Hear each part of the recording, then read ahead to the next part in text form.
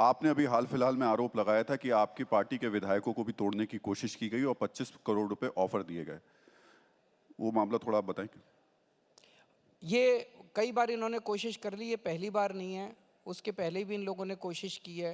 ये operation lotus 2016-17 से चल रहा है इनका। ये कई बार इन्होंने हमारे एमएलएज को खरीदने की कोशिश की। हमारी पार्टी को ये तोड़ नहीं पा रहे हैं आज तक। इन हमारे एमएलएज, आपको याद होगा जब सबसे पहले हमारी सरकार बनी थी 28 एमएलए थे हमारे, 36 चाहिए थे, 8 की कमी थी।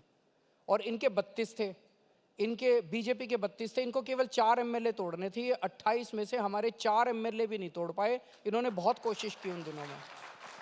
तो ये कई बार कोशिश कर चुके हैं हमारी पार्टी तोड़ने की, हमारे एमएलए तोड़ने की, लेकिन हमारे लोग मजबूत हैं, हमारे साथ खड़े हो। हमने कोई गलत काम नहीं किया।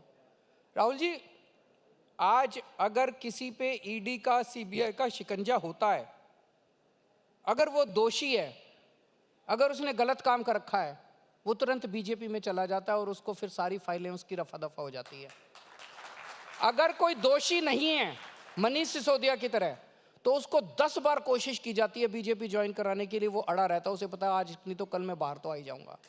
तो आज ईमानदार की परिभाषा ये नहीं है कि आपको ईडी ने गिरफ्तार किया। आज ईमानदार की परिभाषा है, ईडी के एक्शन के बाद अगर आप बीजेपी में चले गए तो आप बेईमान हो, और अगर ईडी के एक्शन के बाद भी आप डटे रहे और जेल चले गए, आप ईमानदार हो। इसका मतलब आपने कोई गलत काम नहीं किया। अरविंद जी, मुझे याद आ रहा है जब आपकी सरकार बनी थी तब आपका एक ऐड बहुत चला था उस समय, और उसमें आपने कहा था कि अब कोई अगर रिश्वत देने आए तो उसका स्टिंग कर लेना और हमें भेज देना और हम कार्रवाई करेंगे। या आपके विधायक उनका स्टिंग क्यों नहीं कर लेते जो आपको ऑफर कर रहे हैं? स्टिंग पहले किए भी हैं हमारे, 1 या 2 स्टिंग हमने जारी भी किए थे।